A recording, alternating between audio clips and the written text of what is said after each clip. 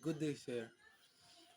My name is Harvey Manuel Bablis from Bachelor of Science of Criminology, and I choose the topic of 1965 to 1986, Marcos Rule or martial law.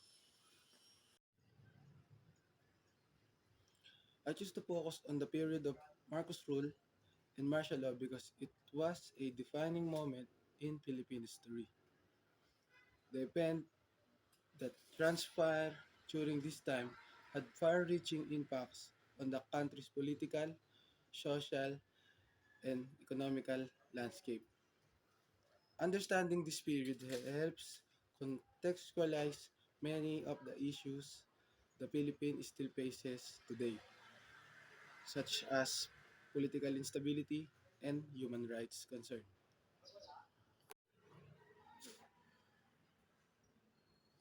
Ferdinand Marcos became the president of the Philippines in 1965, running on a platform of economic progress and stability. Initially, he gained widespread popularity, but over time, his administration became increasingly authoritarian. By 1972, Marcos declared martial law, citing threats from communists, insurgencies, and Muslim separatists as a justification. However, many believe that the real motive was to extend his power, suppress political opposition, and maintain control over the country's resources.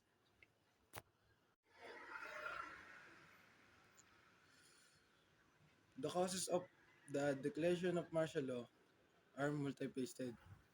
First, Marcos wanted to solidify his hold on power as his second term approached and was facing growing opposition from various groups.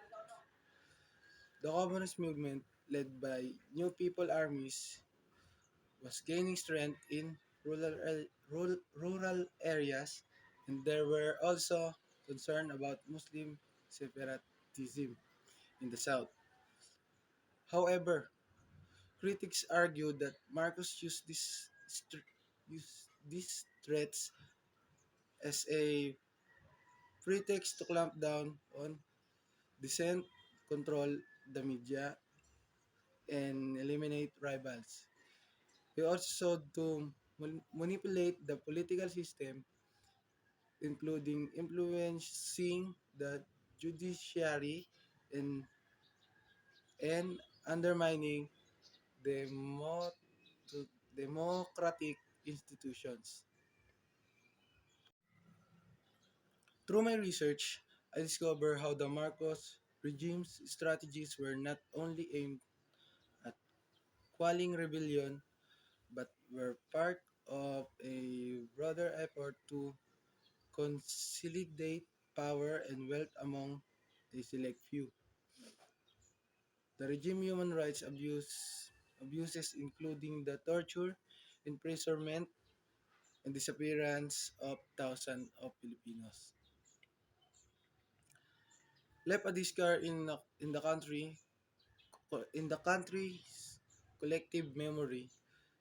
The era also saw a dramatic rise in cronyism and corruption as and his allies amassed wealth at the expense of the public. The research also brought to light the significance of the People Powers Revolution in 1986, which ousted Marcos and restored democratic governance. The event was testament to the power of nonviolent resistance and has become a symbol of the Philippines' commitment to democracy. However, the aftermath has been a mixed bag. While democracy was restored, the Philippines has struggled with issues such as political dynasty, corruption, and economic inequality. The relevance of this topic today lies in the ongoing debates about authoritarianism and democracy. In recent years, there have been concern about backsliding into authoritarian practices and the election of the leaders with populism or strongman tendencies has sparked comparison to the Marcos era. The rise of political dynasties and the question of how to properly address the atrocities commitment during martial law are also central to contemporary political discourse. Understanding the Marcos era is crucial not only for understanding the past, but also for navigating the future of the Philippine democracy.